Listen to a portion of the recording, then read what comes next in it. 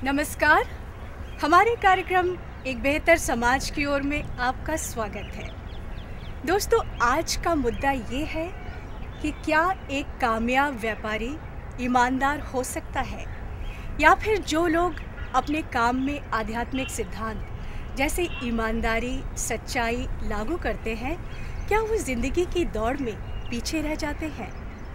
जयपुर में रहने वाले राजेश एक प्रॉपर्टी डीलर है।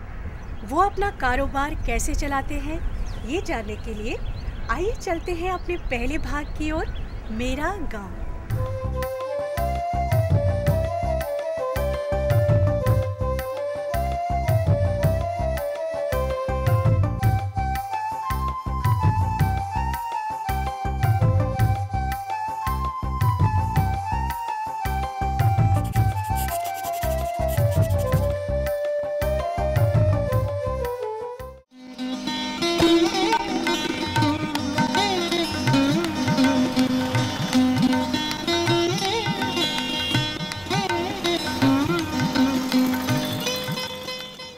जयपुर राजस्थान के रहने वाले राजेश पेशे से एक प्रॉपर्टी डीलर हैं।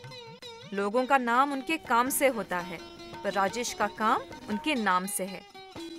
राजेश अपने कारोबार को कुछ नियमों के अनुसार चलाते हैं।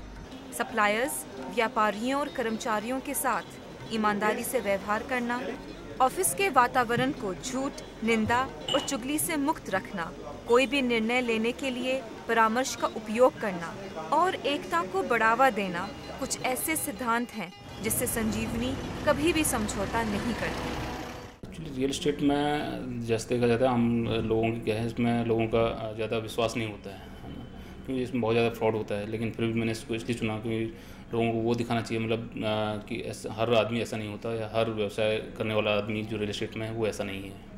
संजीवनी के कर्मचारी प्रतिदिन अनगिनत ग्राहकों के साथ लेन देन करते हैं और बातचीत के समय पूरा ख्याल रखा जाता है कि किसी भी तरह के फायदे के लिए झूठ का सहारा नहीं लिया जाए, क्योंकि सच्चाई सभी मानवीय गुणों का आधार है।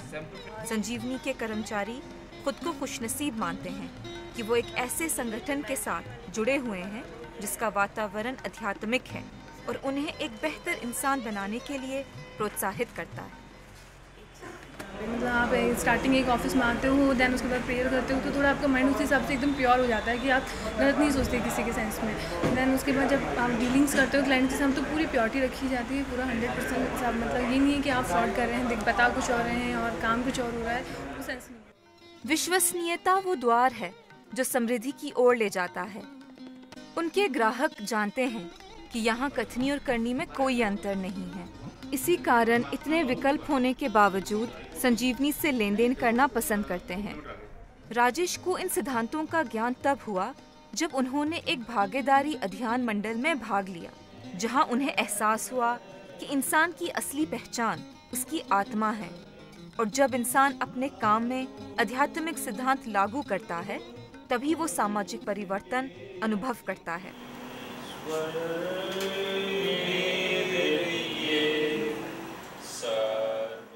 सही में, अगर काम सेवा की भावना से किया जाए तो वो पूजा और उपासना के समान है। राजेश अपने दफ्तर में महिलाओं को काम करने का, आगे बढ़ने का पूरा अवसर देते हैं और उन्हें ऐसा वातावरण प्रदान करते हैं जिसमें गरिमा है, सुरक्षा है और जो प्रोत्साहन से भरा हुआ है। ईश्वर के कहे हुए रास्ते पर चलना आसान नहीं है, ये डगर बाधाओं से भरी हुई है। राजेश के काम करने के तरीके को देखकर हम सबको इस बात का एहसास हुआ कि विश्वसनीयता वो द्वार है जो समृद्धि की ओर ले जाता है, और एक कामयाब इंसान वो है जो अपने व्यक्तिगत जीवन और व्यावसायिक जीवन में आध्यात्मिक सिद्धांत लागू कर सके। और आइए अब चलते हैं अपने दूसरे भाग की ओर, भविष्य को उज्जवल करना।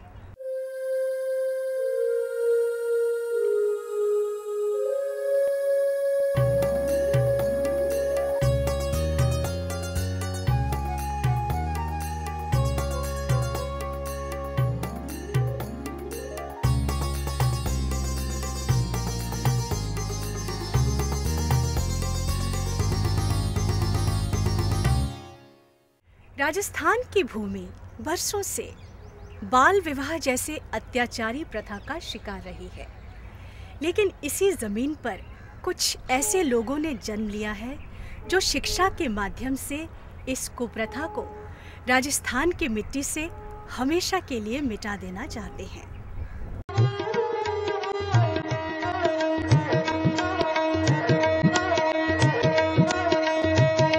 कहने को रेगिस्तान पर है रंगों की खान। यहाँ होता है प्रथाओं का मान, एक शाही स्थान राजस्थान।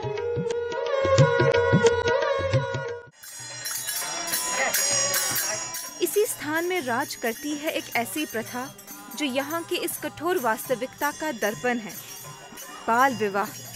जिस उम्र में बच्चे गुड्डे गुड़ियों की शादी कराते हैं, उस उम्र में बच्चों की शादी कराने की ये कोशिश समाज की स्थिरता को बिगाड़ रही है।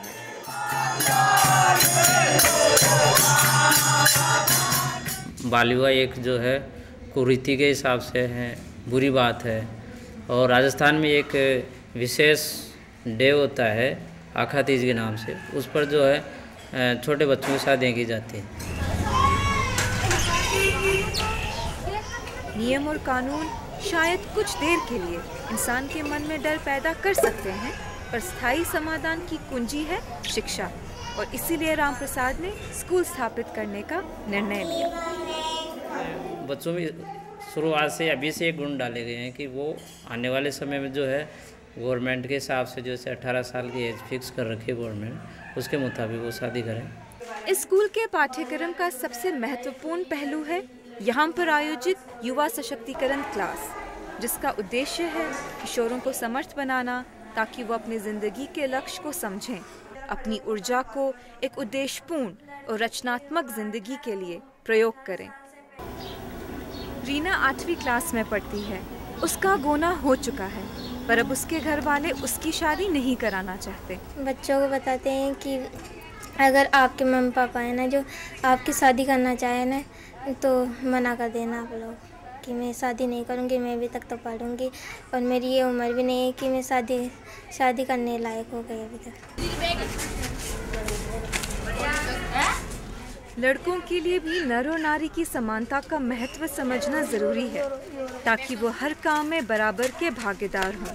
समानता के लिए लड़कों को शिक्षित करने में असफलता न केवल लड़कियों के लिए बल्कि पूरे समाज के लिए विनाशकारी हो सकता है।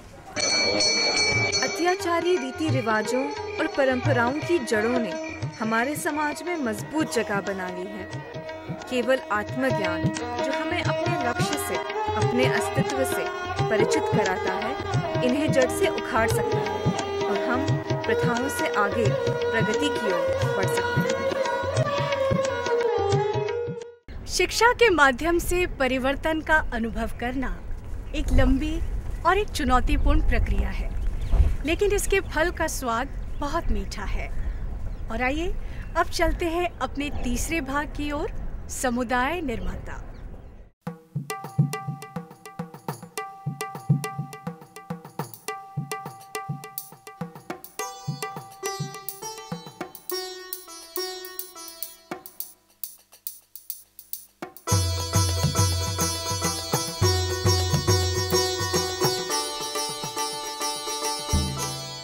दोस्तों, हम सब में क्षमता है कि हम अपने काम के जरिए समाज में परिवर्तन लाएं, अपने समाज को बेहतर बनाएं।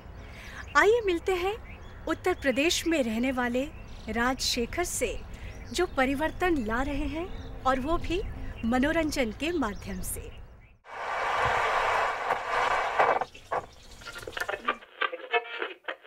उत्तर प्रदेश के बेला गांव में रहने वाले राजशेखर ने कभी भी अपने सपनों से समझौता करना नहीं सीखा।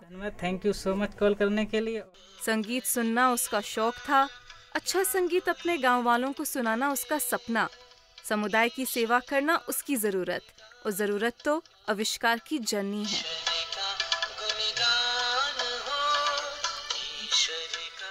उसे अपनी रचनात्मकता, लगातार प्रयास, आत्मविश्वास और अपनी बुद्धि के माध्यम से बिना किसी शैक्षिक डिग्री के अपने गांव के लिए एक रेडियो स्टेशन स्थापित किया।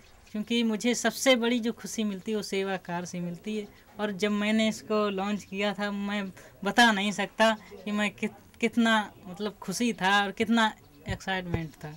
वो दिन की शुरुआत हमेशा भक्तिमय गीतों से करते हैं। आपके हिट म्यूजिक रेडियो स्टेशन में आपका हार्दिक स्वागत है। सुबह की सभा के साथ हम उपस्थित हैं। प्रार्थना जरूरी क्यों है, हमारा अस्तित्व क्या है, जीवन का उद्देश्य क्या है, सेवा का क्या महत्व है, जैसे विषयों पर चर्चा करते हैं और लोगों को सोच विचार करने में मजबूर करते हैं। आज राजशेखर कामयाबी की शिखर पर है, पर शुरुआत में उनके अपने पिता इस काम के खिलाफ थे। उन्हें डर था कि उनका बेटा अपना वक्त बर्बाद कर रहा है, पर राजशेखर न रुका न झुका।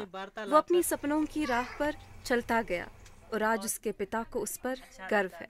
पहले गुस्सा इसलिए आता था कि पढ़ने में डिस्टर्ब होता था, तो हम सोचते ये गाना में लगा रहता है और ये पढ़े तो अच्छी बात है, गाना ना सुने। लेकिन गाना सुनने से अच्छी ये हुआ कि कुछ इसने विज्ञान की तरफ जो है अपना माइंड मोड़ा, तो इसलिए हमें आप खुशी की बात है। मीडिया एक बहुत ही शक्तिशाली और प्रभावशाली माध्यम है जो समाज में परिवर्तन लाने की क्षमता रखता है। ये परिवर्तन कभी बुरा होता है तो कभी अच्छा, पर इसमें मीडिया का दोष नहीं है, क्योंकि जिम्मेदारी तो उन लोगों के कंधों पर है जो इस माध्यम का इस्तेमाल करते हैं। राजशेखर ने इस माध्यम का सही इस्तेमाल किया। उसने इस माध्यम को चुना अपने समाज को बेहतर बनाने के लिए। अब आप सोचिए कि आप अपने समाज को बेहतर बनाने के लिए क्या कर सकते हैं, और तब तक सुनते रहिए राजशेखर का रेडियो स्टेशन। यहाँ मनोरंजन लाता है परिवर्तन।